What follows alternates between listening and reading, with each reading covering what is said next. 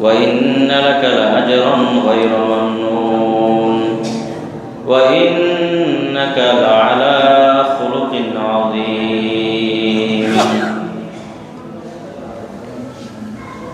আল্লাহ কসম করছেন ওয়াল কলম, আল্লাহ কলমের কসম করছেন। এই কলম কিন্তু অনেক দামি নিয়ামত। এই কলম দিয়ে মানুষ শিক্ষিত হয়। এই কলমের খোঁচায় মানুষ লাখো টাকা উপার্জন করে। এই কলম দিয়ে মানুষ কোটিপতি হয়। এই কলম মানুষকে সম্মানের আসনে সমাসীন করে। এই কলম মানুষকে দামি বানায়। এই কলম মানুষকে ইজ্জতের মর্যাদা দান করে। এই কলম মানুষকে শিল্পপতি পর্যন্ত বানায়, ঠিক কিনা বলেন? আবার এই কলমকে অন্যায়ভাবে ব্যবহার করে কলমের খোঁচায় মানুষ বহু অন্যায় করে। যেখানে সাইন করার দরকার না সেখানে সাইন করে, অবৈধ জায়গায় সাইন করে, খোদার নিষিদ্ধ জায়গায় সাইন করে। কলমেই মানুষকে দামি বানায়। আবার এই কলমের কারণেই মানুষ খোদাদ্রোহী হয়, রাষ্ট্রদ্রোহী হয়, আল্লাহদ্রোহী হয়, আল্লাহ বিদ্বেষী হয়, ঠিক কিনা বলেন? তো বলতেছে নুন ওয়াল কলমি ওয়া মা ইয়াসতুরুন, কসম, শপথ কলমের, আর শপথ হলো তারা যা লেখে লিপিবদ্ধ করে তার শপথ।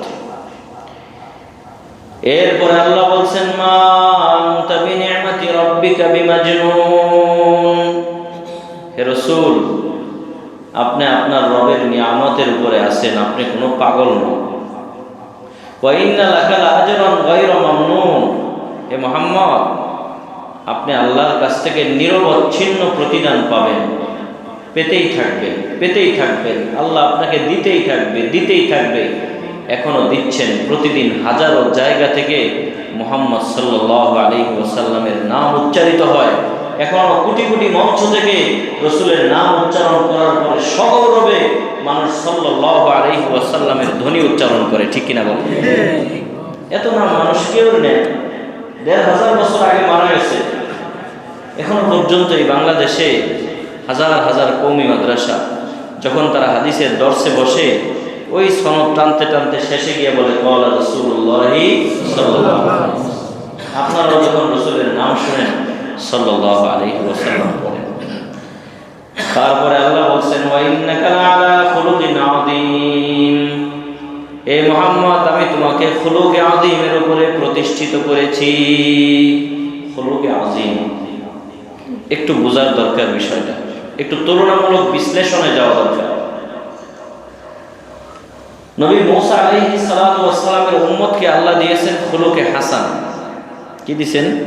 খুলুকে হাসান।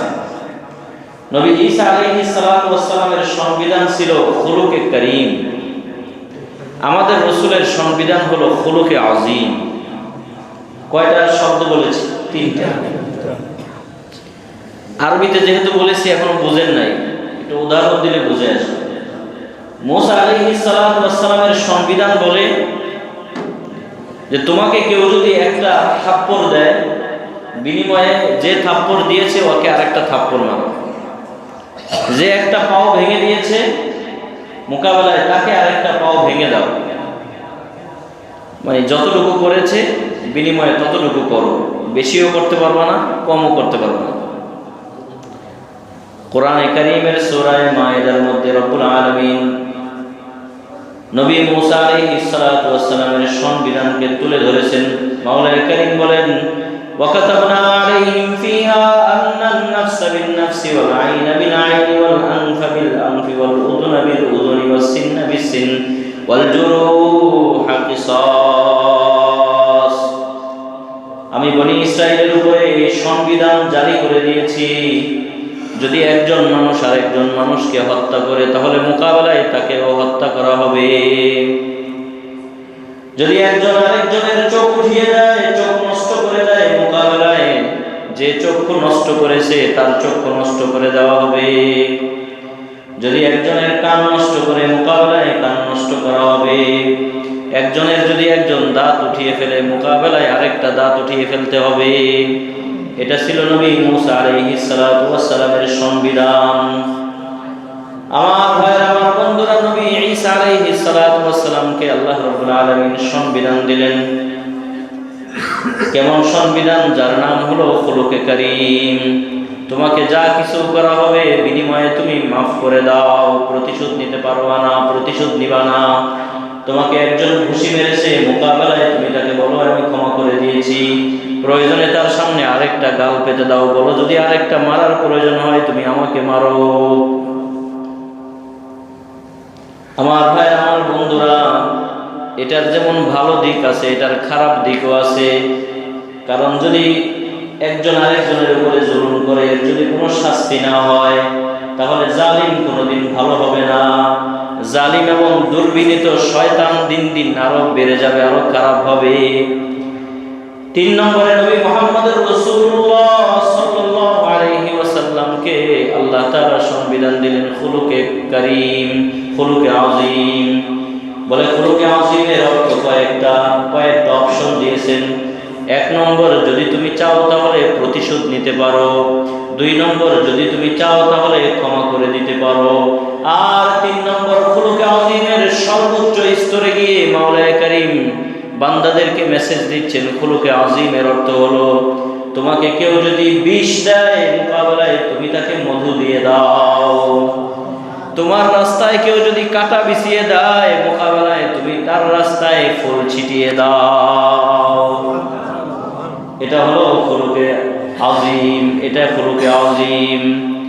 আমার ভাইয়ের, আমার বন্ধুরা, ইমামে আজম আবু হানিফা রাহমাতুল্লাহি আলাইহি রাস্তা দিয়ে হেঁটে যাচ্ছিলেন। একজন আবু হানিফাকে গালমন্দ করছিলেন, বকাবকি করছিলেন। এবার হাঁটতে হাঁটতে ইমাম আবু হানিফা রাহমাতুল্লাহি আলাইহি 4 রাস্তার একটা মোড়ে গিয়ে দাঁড়ালেন। দীর্ঘ সময় হাঁটতে হাঁটতে ক্লান্ত অবস্থায় ওই মোড়ে দাঁড়িয়ে যে গালমন্দ করেছে তাকে লক্ষ্য করে বলতেছিলেন, ভাই আপনার কি গালাগালি করা শেষ হয়েছে না আরেকটু বাকি আছে? যদি আরেকটু বাকি থাকে তাহলে যেই কয়টা গাল দেওয়া বাকি আছে আর ওই কয়টা দিয়ে দেন। যদি না দেন আপনার মন খারাপ হতে পারে, যদি না দেন মনের মধ্যে কষ্ট থাকতে পারে। বলেন তো এটা কেমন কথা? লোকটা আশ্চর্যান্বিত হয়ে প্রশ্ন করে, হুজুর এমন কথা তো দুনিয়ার কেউ আমাকে এই পর্যন্ত বলে নাই।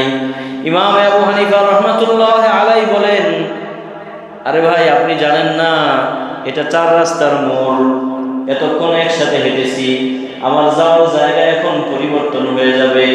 আপনি এই পাশ দিয়ে যাবেন, আমি এই রাস্তা দিয়ে যাব, দুজনের রাস্তা পরিবর্তন হয়ে যাবে। কাজেই যদি আপনার গালাগালি করা শেষ না হয়, মনের মধ্যে একটা দুঃখ রয়ে যাবে যে গালাগালি করে শেষ করতে পারলাম না, 2-4টা গালি এখনো বাকি রয়ে গেছে। আর আবু হানিফা চলে গেল, এই জন্য আপনাকে সময় দিলাম, যা গালমন্দ করার এখানে দাঁড়ায় করে দেন। আল্লাহু আকবার কইলেন না? বলেন এমন কথা বললে মানুষ কি আর গালাগালি করতে পারে? সম্ভব এটা? আমার ভাই, আমার বন্ধুরা, বিশ্বনবী মুহাম্মদ আরবি সাল্লাল্লাহু আলাইহি ওয়াসাল্লাম উম্মতকে এমন চরিত্র মাধুরী, এমন চরিত্র শিখিয়েছেন। আল্লাহ রাসূল বলেন, সিলমান কাতাকা ওয়াফু আম্মান যালামাকা ওয়াসিন ইলা মান আসা ইলাইক। যদি তোমার সাথে কেউ আত্মীয়তার বন্ধন ছিন্ন করে, তুমি তার সাথে আত্মীয়তার বন্ধন রক্ষা করো। ওয়াফু আম্মান যালামা, কেউ যদি তোমার উপরে জুলুম করে তুমি তাকে মাফ করে দাও। ওয়া আহসিন, এরপরে রাসূল বলেন ওয়া আহসিন ইলা মান আসা ইলাইক, তোমার সাথে কেউ যদি খারাপ ব্যবহার করে, মোকাবেলায় তুমি তার সাথে ভালো ব্যবহার করো। এটা সংশোধনের চমৎকার পন্থা, সংশোধনের সবচেয়ে বড় পন্থা। আমার ভাইয়ের, আমার বন্ধুরা,